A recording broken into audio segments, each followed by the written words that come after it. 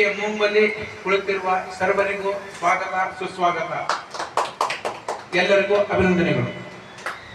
ಹೃದಯದ ಧನ್ಯವಾದಗಳು ಸರ್. ಮುಂದಿನ ಕಾರ್ಯಕ್ರಮ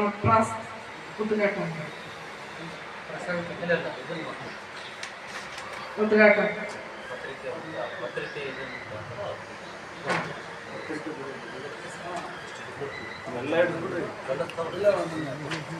ಸಂವಿಧಾನದ 4ನೇ ಅಂಗವಾದ ಪತ್ರಿಕೋದ್ಯಮ ಪತ್ರಿಕಾ ರಂಗದ ಉದ್ಘಾಟನೆ association of small and medium news paper of India ಕಾರ್ಯಕ್ರಮವನ್ನು ಪತ್ರಿಕೆಗಳನ್ನು ಹಿಡಿಯುವುದರ ಮೂಲಕ ಇಂದಿನ ಕಾರ್ಯಕ್ರಮವನ್ನು ಉದ್ಘಾಟನೆ ಮಾಡ್ತಾ ಇದ್ದಾರೆ.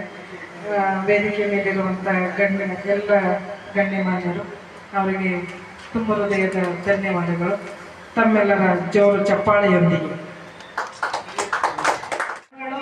ಎಲ್ಲ ಒಂದು ಯೂನಿಯನ್ ಆದರೆ ಅದು ಎಲ್ಲೋ ಒಂದು ಗಟ್ಟಿಯಾಗಿ ಒಂದು ನಿಲುವನ್ನ ಕೂಗನ್ನ ಹಾಕಿದ್ರೆ ಇಲ್ಲಿಂದ ಡೆಲ್ಲಿಗೂ ಹೋಗುತ್ತೆ, ಇರಾಕ್ಗೂ ಹೋಗುತ್ತೆ, ಅಮೆರಿಕಕ್ಕೂ ಕೇಳಿಸುತ್ತೆ ಅಲ್ವಾ ಸರ್?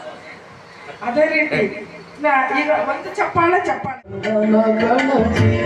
ಅವನೊಬ್ಬ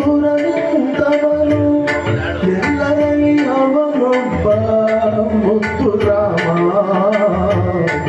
ಎಲ್ಲರಲ್ಲಿ ಅವನೊಬ್ಬ ಮುತ್ತು ರಾಮ.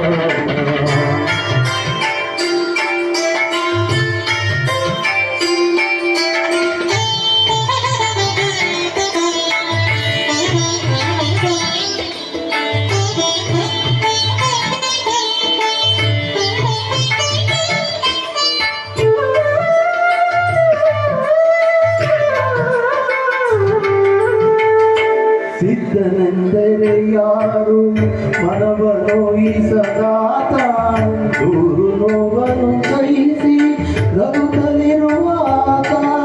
ಸಿದ್ಧನೆಂದರೆ ಯಾರು ಮನವನು ಈಸದಾತ, ದೂರು ನೋವನ್ನು ಸಹಿಸಿ ನಗುತ್ತಲಿರುವಾತ. ಒಂದಾದ ನಡೆ ನುಡಿಗೆ ದಿಕ್ಕು ಬೆಸೆ ತೋರ್ವಾತ, ಒಂದಾದ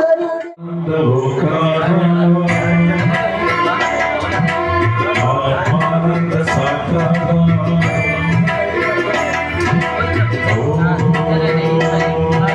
ವೇದಾಂತರ್ಯ ಜೇಕಾರ ಆಧ್ಯಾತ್ಮಾಭಿಮದ ಸಾಧ. ಗುರು ಬ್ರಹ್ಮ ಗುರು ವಿಷ್ಣು ಗುರುದೇವೋ ಮಹೇಶ್ವರ ಗುರು ಸಾಕ್ಷಾತ್ ಪರಬ್ರಹ್ಮ ತಸ್ಮೈ ಗುರುವೇ ನಮೋ ನಮಃ.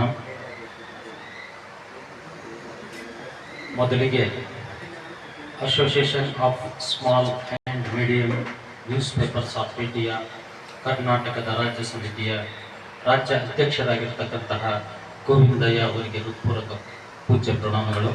ಅದೇ ರೀತಿಯಾಗಿ ಈ ವೇದಿಕೆಯ ಮೇಲೆ ಆಗಮಿಸಿರ್ತಕ್ಕಂತಹ ರಾಜ್ಯ ಕಾರ್ಯದರ್ಶಿಗಳಾಗಿರ್ತಕ್ಕಂಥ ಡಾಕ್ಟರ್ ವಿನಯ್ ಕುಮಾರ್ ಎಸ್ ಇವರೇ, ಹಾಗೂ ಇನ್ನೋರ್ವ ಮುಖ್ಯ ಅತಿಥಿ ಮತ್ತು ಗೌರವಾನ್ವಿತವಾಗಿ ಆಗಮಿಸಿರ್ತಕ್ಕಂಥ ಶ್ರೀನಿವಾಸ್ ಅವರೇ, ಮತ್ತು ಈ ಕಾರ್ಯಕ್ರಮದ ನಿರೂಪಣೆಯನ್ನು ಮಾಡಲು ಆಗಮಿಸಿರ್ತಕ್ಕಂಥ ಪತ್ರಕರ್ತರಾಗಿರ್ತಕ್ಕಂಥ ಶ್ರೀಮತಿ ಶೋಭಾ ಮುರಳೀಕೃಷ್ಣ, ಸ್ತ್ರೀ ಸಂಪದ ಕನ್ನಡ ಮಾಸ ಪತ್ರಿಕೆಯ ಸಂಪಾದಕರಿಗೂ ಪೂಜ್ಯ ಪ್ರಣಾಮಗಳು.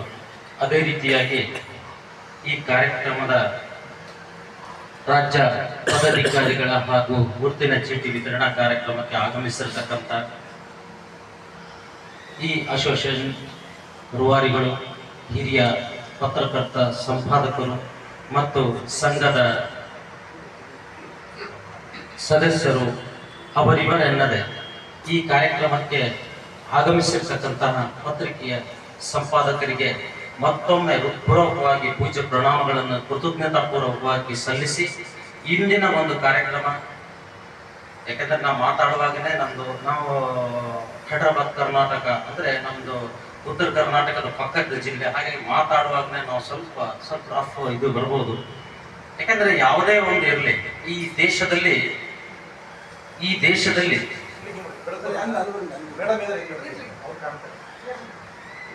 ದೇಶದಲ್ಲಿ ಮೊದಲ ಶಿಸ್ತಿನ ಆದ್ಯತೆ ಯಾರಿಗಾದ್ರೂ ಸಿಗ್ತದೆ ಅಂತಂದ್ರೆ ಅದು ಈ ದೇಶ ಕಾಯುವ ಸೈನಿಕರಿಗೆ ಸಿಗ್ತದೆ. ಮತ್ತು ಕಾಯಕದ ಪರಿಜ್ಞಾನ, ಸಮಯದ ಜ್ಞಾನ, ಸಂಪೂರ್ಣ ಪರಿಪೂರ್ಣದ ಜೀವನದ ಏನಾದರೂ ಗೌರವ ಸಿಗ್ತದೆ ಅಂತಂದ್ರೆ ಅದು ಮಣ್ಣಿನ ಮಗನಾಗಿರ್ತಕ್ಕಂಥ ರೈತನಿಗೆ ಸಿಗ್ತದೆ. ಅನಂತರ ಏನಾದರೂ ಈ ಸಮಾಜದ ಮಾನವೀಯ ಮೌಲ್ಯಗಳಿಂದ ವಿಶ್ವ ಮಾನವತೆಗೆ ತನ್ನನ್ನೇ ತಾನು ಗುರುತಿಸಿಕೊಂಡು ಯಾರಿಗೂ ಹೆದರದೆ ಯಾರಿಗೂ ಹೆದರಿಸದೆ ತನ್ನದೇ ಆಗಿರ್ತಕ್ಕಂಥ ಪಕ್ವ ಜೀವನದಲ್ಲಿ ಪರಿಪಕ್ವತೆಯ ಸತ್ಯ ಪಥದಲ್ಲಿ ನಡೀತಕ್ಕಂಥ ಏಕೈಕ ವ್ಯಕ್ತಿ ಯಾರಾದರೂ ಮತ್ತು ಆ ಗೌರವಾನ್ವಿತಕ್ಕೆ ಸ್ಕಂದ ವ್ಯಕ್ತಿ ಯಾರಾದರೂ ಇದ್ರೆ ಅದು ಪತ್ರಕರ್ತ, ಸಂಪಾದಕ, ಪತ್ರಿಕೆಯ ಮಾಲೀಕ ಅನ್ನೋದನ್ನ ಮಾತ್ರ ನಾವು ಮಾಡ್ತೇವೆ. ಅಂಥವರ 2006ರಲ್ಲಿ 4 ಮಾಡಿ ತಗೊಂಡ್ಬಂದಿದ್ದೀನಿ. 4ಕ್ಕೆ ನನಗೆ ಜಾಹೀರಾತು ಕೊಡ್ತಾ ಇರಲಿಲ್ಲ. ಕೊನೆಗೆ ಅದು ಗಲಾಟೆ ಮಾಡಿ ತಗೊಂಡಿದ್ದೆ. ಈಗ ಹೇಗೆ ಮಾಡಿದೆ ಅಂತ ಅಂದರೆ, ಇವ್ರು ಮಾಡಿರ್ತಂಥ ಕುತಂತ್ರ ಅದರಲ್ಲಿ ಯಾರಾದ್ರೂ ಇದ್ರು ಬೇಜಾರು ಮಾಡ್ಕೋಬೇಡಿ. ನಾನು ಹೇಳೋದೇನು ಅಂತಂದರೆ, ಒಂದು 4-5 ಜನ ಸೇರಿಕೊಂಡು CMಗೆ ಕಿವಿ ಹಿಂಡಿಬಿಟ್ಟು ಆ CM ಹೇಳ್ತಾರೆ ನನಗೆ ಗೊತ್ತೇ ಇಲ್ಲ ಅಂತ ಹೇಳ್ತಾರೆ. ಈ ಜಾಹೀರಾತು ನೀತಿ ಬಿಡುಗಡೆ ಮಾಡಿದ್ದಾರೆ. ಜಾಹೀರಾತು ನೀತಿಲಿ ವೀಕ್ಲಿ, ಕ್ವಾರ್ಟರ್ಲಿ, ಮಂತ್ಲಿ ಎಲ್ಲ ವಜಾ ಮಾಡಬೇಡಿ ಅಂತ ಹೇಳಿದ್ದಾರೆ. ಇಲ್ಲಿ ಯಾಕೆ ವಜಾ ಮಾಡಬೇಕು? ಅವ್ರು ಎಲ್ಲಿ ಹೋಗ್ಬೇಕು? ಸುಮಾರು ವರ್ಷದಿಂದ ನಡೆಸ್ಕೊಂಡು ಬಂದಿದ್ದಾರೆ. ನಾನು ವೀಕ್ಲಿ ಮಾಡಿ ಕೊನೆಗೆ ನಾನು ದಿನಪತ್ರಿಕೆ ಆಗಿ ಪರಿವರ್ತಿಸ್ಕೊಂಡಿದ್ದೀನಿ. ನಾನು ಅಂಥವ್ರು ಇವತ್ತಿನ ಸಹ ವಜಾ ಮಾಡಬೇಡಿ ಅಂತ ಅವ್ರು ಹೋಗ್ಬೇಕು. ಇಲ್ಲ ನನಗೆ ಗೊತ್ತೇ ಇಲ್ಲ ಅಂತ ಹೇಳ್ತಾರೆ. CM ಹತ್ರ ಗಲಾಟೆ ಮಾಡಿ ಕೇಳಿದಾಗ ಪ್ರಭಾಕರ್ ಅವ್ರನ್ನ ಕರ್ಕೊಂಡೋಗಿ CM ಹತ್ರ ನಾವು ಕೂತ್ಕೊಂಡು ಕೇಳಿದಾಗ, ಏನು ಸ್ವಾಮಿ ನೀವು ಈ ಥರ ಮಾಡಿದಿರಲ್ಲ, ಈ ಇಡೀ ರಾಜ್ಯದಲ್ಲಿ ವೀಕ್ಲಿ, ಮಂತ್ಲಿ, ಕ್ವಾರ್ಟರ್ಲಿ ಎಲ್ಲಿ ಹೋಗ್ಬೇಕು ಸ್ವಾಮಿ, ನೀವು ಈ ಥರ ಮಾಡ್ತಾ ಇದ್ದೀರಾ, ಈ ಕೆಲಸಗಳು ಸರಿ ಇಲ್ಲ ಅಂತ ಗಲಾಟೆ ಮಾಡಿದ್ದಕ್ಕೆ ನನಗೆ ಗೊತ್ತೇ ಇಲ್ಲ ಅಂತ ಒಂದು ಮಾತು ಹೇಳ್ಬಿಟ್ರು ಅವರು.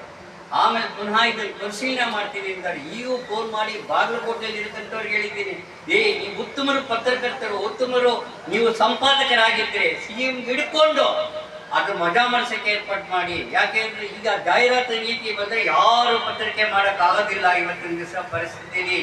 ಈಗ ನಮಗೇನು ಅಂತಂದರೆ ಡೈಲಿ ಮಾಡ್ಬೇಕಾದ್ರೆ 3,000 ಇದೆ, ಒಂದು ದಿನಕ್ಕೆ 3,000. ಪ್ರಾದೇಶಿಕ ಪತ್ರಿಕೆ ಮಾಡ್ಬೇಕಾದ್ರೆ 9,000.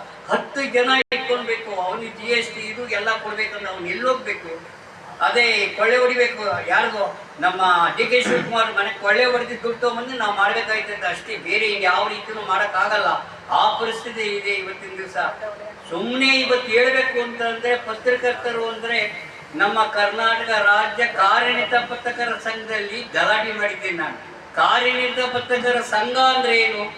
ಕಾರ್ಮಿಕ ಇಲಾಖೆಯಲ್ಲಿ ಒಂದು ಸಂಸ್ಥೆಯಲ್ಲಿ ಇದೆ. ಒಬ್ಬರು ಬಂದಿದ್ದು ಲಾಯರ್, ಅವರ ಹೆಸರು ನನಗೆ ಗೊತ್ತಾಗಿಲ್ಲ. ಅವರು ನಾವು ಹೋಗಿ